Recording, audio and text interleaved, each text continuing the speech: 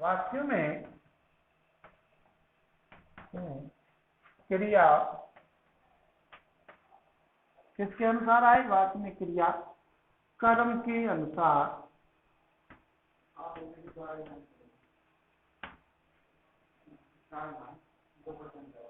कर्म के अनुसार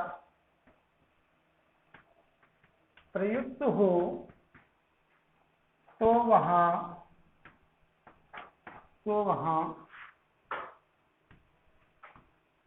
कर्मवाच्य होता है।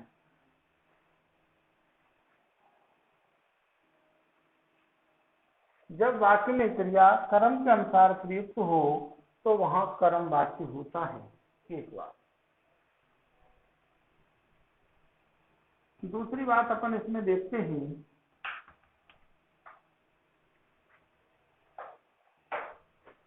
कर्मवाच्य में क्रिया हमेशा पूरी हो जाएगी, हमेशा सकर्मक होती है। तो कह रहा हूं, सेव कर लीजिए, डिस्चार्ज होती है। कर्मवाच्य में क्रिया हमेशा कैसी होती है? सकर्मक होती है। क्यों होती है सकर्मक? जब वाक्य में क्रिया का जो प्रयोग हो रहा है वो कर्म के अनुसार होगा तो वाक्य में इसका मतलब निश्चित रूप से कर्म आएगा, और जब कर्म आएगा तो क्रिया कैसी होगी? सकर्मक होगी। तीसरी बात, इस प्रकार के वाक्य कर्मवाच्य के बाद ये लिख लीजिए,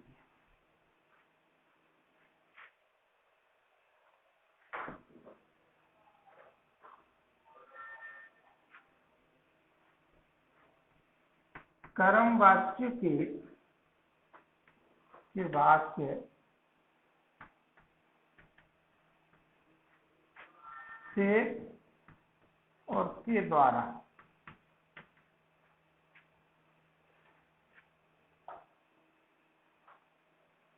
से और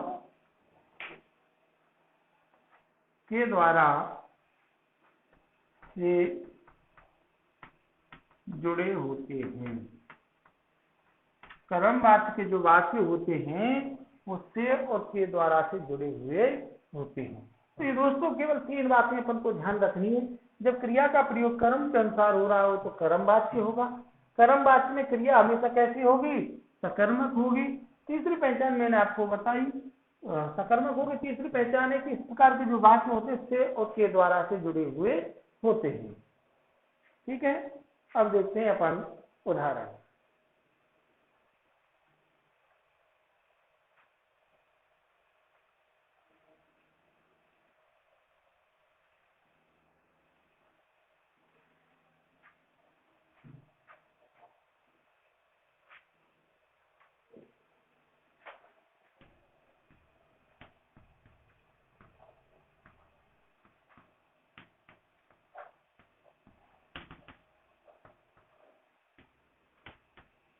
मेरे द्वारा पुस्तक पढ़ी गई। मेरे द्वारा पुस्तक पढ़ी गई। तो इसमें देखो वाक्य जो किससे जुड़ा हुआ है? द्वारा से द्वारा जुड़ा हुआ है। दूसरी पहचान, वाक्य कैसा है? सकर्मक है, कर्म आ रहा है। क्या? पुस्तक कर्म आ रहा है। और क्रिया भी किसके अनुसार प्रयुक्त हो रही है?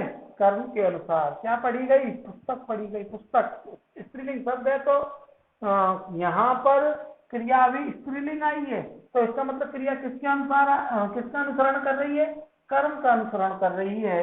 इसलिए कौन से प्रकार का वाक्य होगा? ये कर्मवाच्य का वाक्य होगा।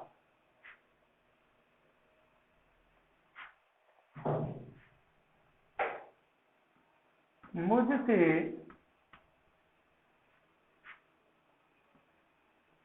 फल खाया जाता है। मुझसे फल खाया जाता है। अब यहाँ देखो किससे जुड़ा हुआ है, वाक्य किससे से जुड़ा हुआ है। यदि वाक्य से और के द्वारा से या द्वारा से जुड़ा हुआ हो, कर्म आ रहा हो, तो क्रिया हमेशा कर्म, वाक्य हमेशा कर्म वाच्य होगा। तो देखो कर्म भी आ रहा, क्या खाया, फल खाया, ये क्या है, कर्म है। क्या है ये, कर्म है। और क्रिया भी किसके अनुसार आ रही है, कर्म के अनुसार आ रही है। तो ये किस प्रकार का उदाहरण होगा, कर्म वाच्य का उदाहरण होगा।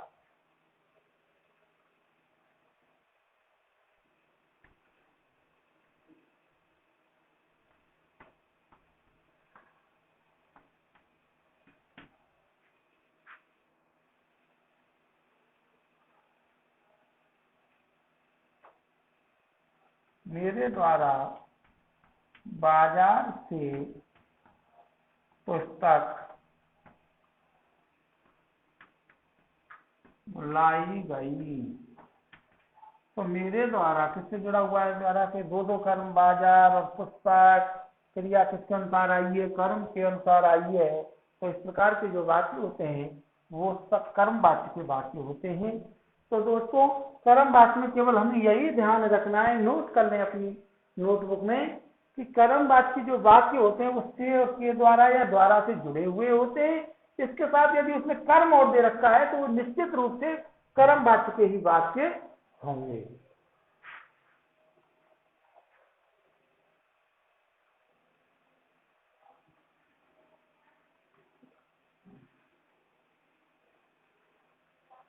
तीसरा देखते हैं भाववाच्य।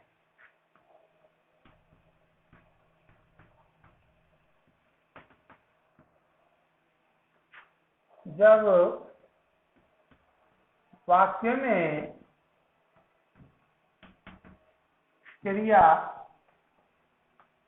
किसके अनुसार आ रही हो, जब वाक्य में क्रिया भाव के अनुसार, भाव के अनुसार आ रही हो, तो वहां भाववाच्य होता है। कौन सा होता है, भाववाच्य होता है।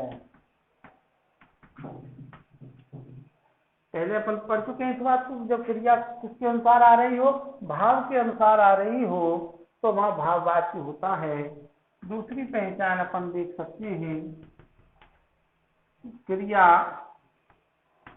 हमेशा कैसी होगी, अकर्मक होगी। कैसी होगी, अकर्मक होगी। कर्मवाच्य में कैसी थी, सकर्मक, यहाँ कैसी है, अकर्मक। कैसी होगी, अकर्मक होगी। तीसरी पहचान अपन की असमर्थता। वाक्य में असमर्थता प्रकट होती है। चौथी बात और है, वाक्य में कर्ता से या के द्वारा से जुड़े होते हैं। कर्ता जो है वो से और के द्वारा से जुड़े होते हैं। से और के द्वारा से कर्म वाक्य में जुड़े हुए होते, तो अपन डिफरेंस कैसे करेंगे, वहां कर्म निश्चित रूप से आता था, यहाँ कर्म नहीं आएगा। वहां एक असमर्थता वाली कोई बात नहीं होती थी, यहाँ वाक्य में असमर्थता वाली बात होती है। तो अपन को ध्यान रखना, क्रिया जब भाव के अनुसार आ रही हो तो भाववाच्य होगा, या क्रिया भाववाच्य में क्रिया हमेशा कैसी होगी, अकर्मक होगी। वाक्य में हमेशा असमर्थता प्रकट होगी कि मुझसे चला नहीं जाता, मुझसे दौड़ा नहीं जाता, मुझसे चढ़ा नहीं जाता। इस प्रकार के जो वाक्य होते हैं जिनमें असमर्थता प्रकट की जाती है, वो किस प्रकार के वाक्य होते हैं, भाववाच्य के वाक्य होते हैं। और ये वाक्य कर्म वाक्य की तरह से उसके द्वारा या द्वारा से जुड़े हुए होते हैं दोस्तों। लेकिन अंतर हमें यही करना है कि कर्म वाक्य में कर्म आता है निश्चित रूप से, जबकि भाववाच्य में कर्म नहीं आता है। मैं उदाहरण और देता हूं आपको।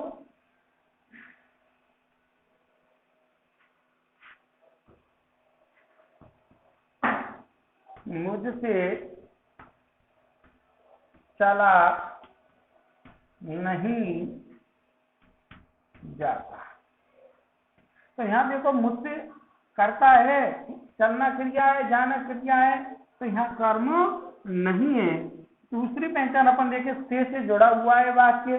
तीसरी पहचान देखें अपन, इसमें असमर्थता भी जाहिर हो रही है कि मुझसे चला नहीं जाता। तो इसलिए ये वाक्य कौन सा होगा? भाववाच्य का वाक्य होगा।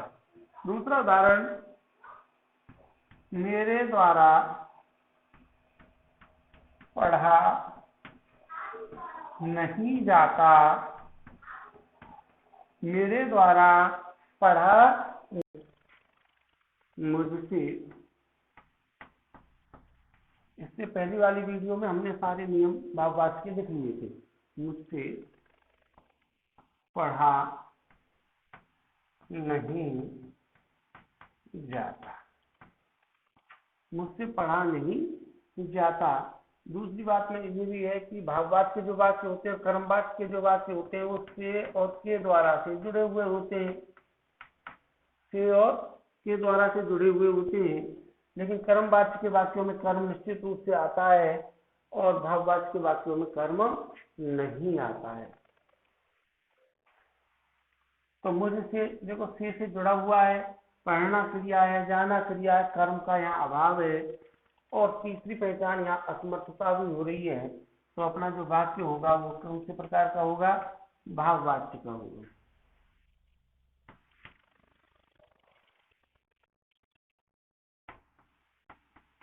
मेरे द्वारा काम, मेरे द्वारा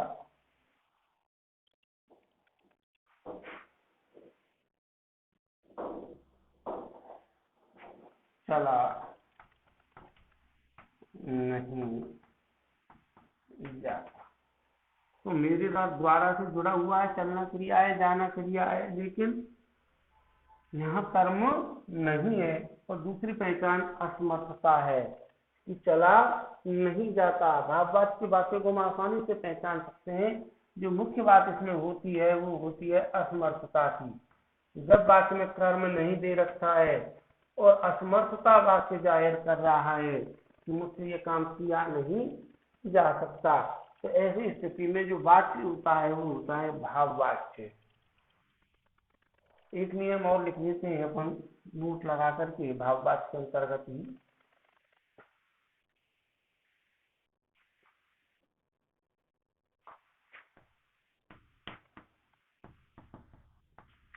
जब वाक्य में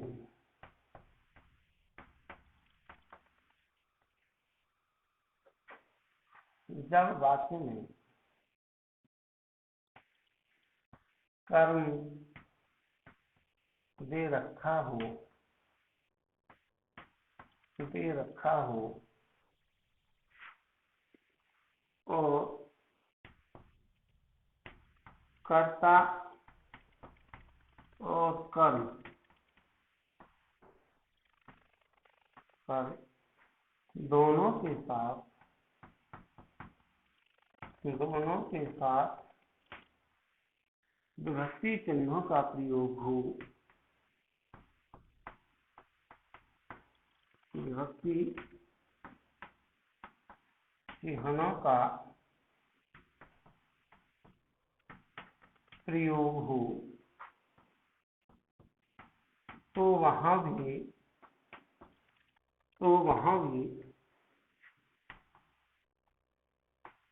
भाववाच्य होता है।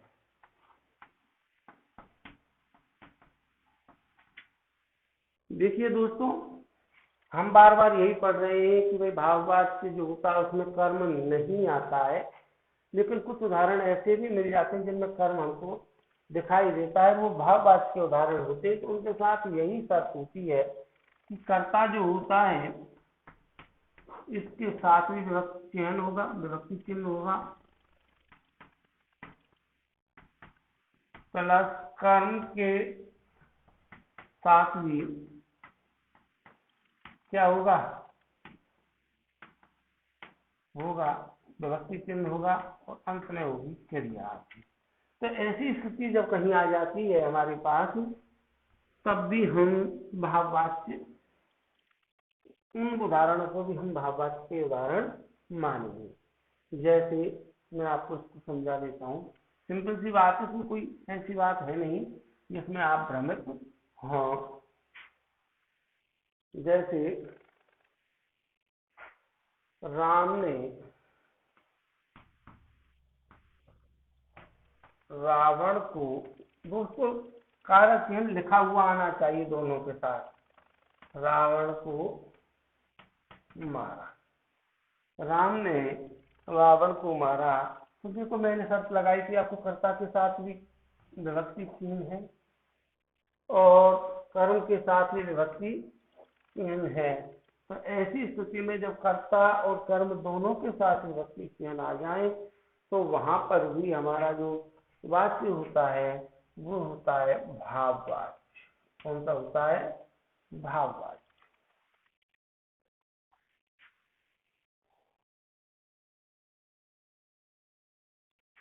दूसरा उदाहरण लेते हैं।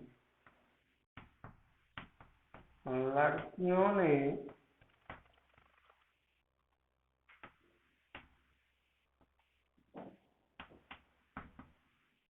लड़कों को पीटा। देखो यहाँ भी कारक चिन्ह है, यहाँ भी कारक चिन्ह है।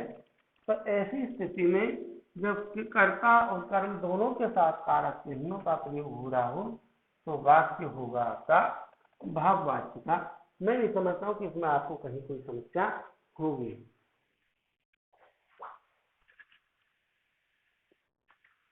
आगे चलते हैं।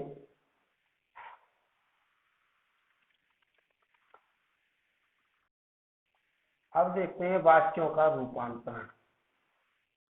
क्या देखते हैं? वाक्यों का रूपांतरण, कि एक वाक्य को दूसरे वाक्य में कैसे बदलते हैं। मैंने पहले भी बताया था कि वाक्य का अर्थ नहीं बदलता, केवल कहने का तरीका बदलता है। तो वाक्यों का रूपांतरण अपन जब देखते हैं,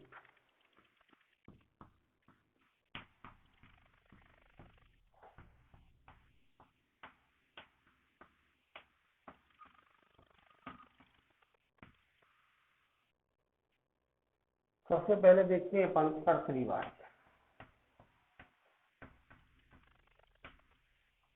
किसमें बदल दे? कर्मवाच्य।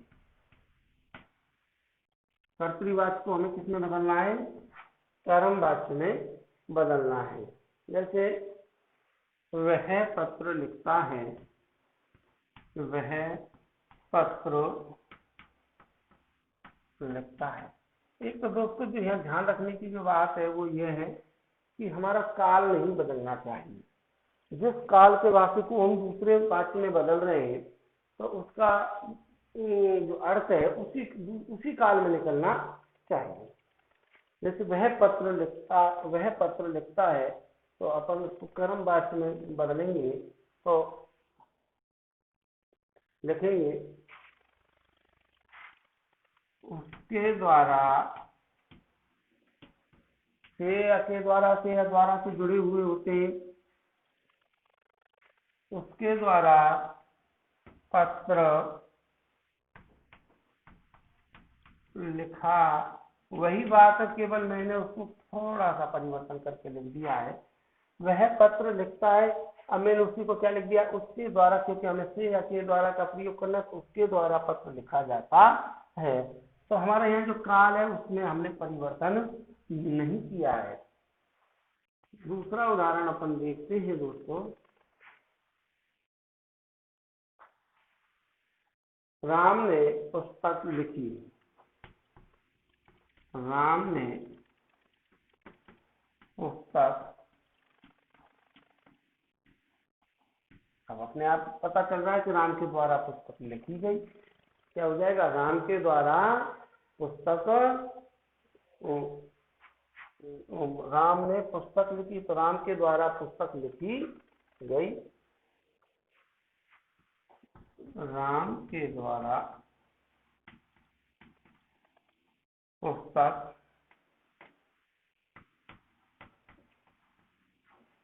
लिखी। एक उदाहरण और समझा देता हूं मैं आपको।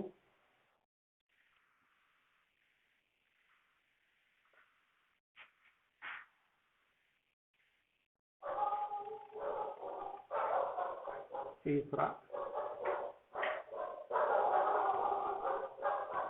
मैं व्यायाम करता हूँ। व्यायाम करता हूँ कर्तृवाची का वाक्य है, सिंपल वाक्य, क्रियाकर्ता के अनुसार आ रही है। तो मेरे द्वारा व्यायाम किया जाता है, बात वही है। कर्मवाची में क्या लिख देंगे? मेरे द्वारा व्यायाम किया जाता है। तो इस प्रकार कर्तृवाची को कर्मवाची में बदल देते हैं। और जब कर्मवाची को कर्तृवाची में बदलेंगे तो मेरे द्वारा व्यायाम किया जाता है, तो मैं व्यायाम करता हूँ। उल्टा सीधा के वाक्य का अर्थ नहीं बदलना चाहिए, केवल कहने का तरीका बदलता है।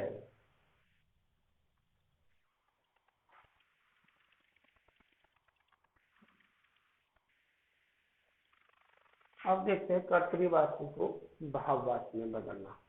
क्योंकि कर्तृवाची में क्रिया कर्मक भी होती है और क्रिया सकर्मक भी होती है।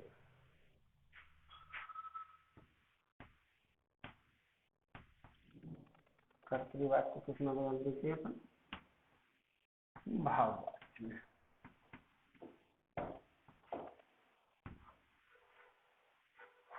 एक उदाहरण लेते हैं, वे गा नहीं सकती। वे गा नहीं, और ये सिंपल उदाहरण है। से और के द्वारा से नहीं जुड़ा हुआ है, तो इसका मतलब कर्तृवाच्य का वाक्य है। कर्म हो नहीं हो, क्योंकि कर्तृवाच्य जो होता है वो सकर्मक भी होता है और अकर्मक भी होता है। लेकिन दोस्तों, अकर्म जो कर्तृवाच्य जो अकर्मक वाक्य होते हैं उन्हीं को केवल भाववाची में बदलेंगे अपन। तो वे गा नहीं सकते, तो इसको भाववाची में बदलना है, तो उनसे गाया नहीं। बात वही है, केवल ऐसे कह लेना है, उनसे गाया नहीं जाता। उनसे गाया नहीं जाता। वे गा नहीं सकती या उनसे गाया नहीं जाता।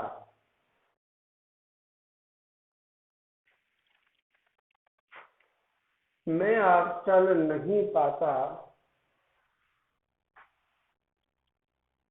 मैं अब चल नहीं पाता। इसको बदलेंगे तो मुझसे अब चला नहीं जाता। मुझसे अब चला नहीं जाता। तो इस प्रकार हम इन वाक्यों को बदल भी सकते हैं, लेकिन बोर्ड में जो प्रश्न आता है वो सीधा सीधा वाक्य पूछता है, क्योंकि एक ही प्रश्न में 3 प्रश्न आपको काल भी उसी में पूछेगा, वाच्य भी उसी में पूछेगा है, तो इसलिए और कारक भी उसी में पूछेगा। तीनों को मिक्स करके पूछता है एक ही प्रश्न में। तो आपको सीधा सीधा यही प्रश्न आता है कि ये वाक्य कर्तृवाची का या कर्म का या भाव का। सीधी सी पहचान कर्तृवाची के जो वाक्य होते हैं सीधे सिंपल वाक्य होते हैं, ने से जुड़े हुए होंगे, या अपन ये पहचान कर सकते हैं से और के द्वारा से जुड़े हुए नहीं होते हैं।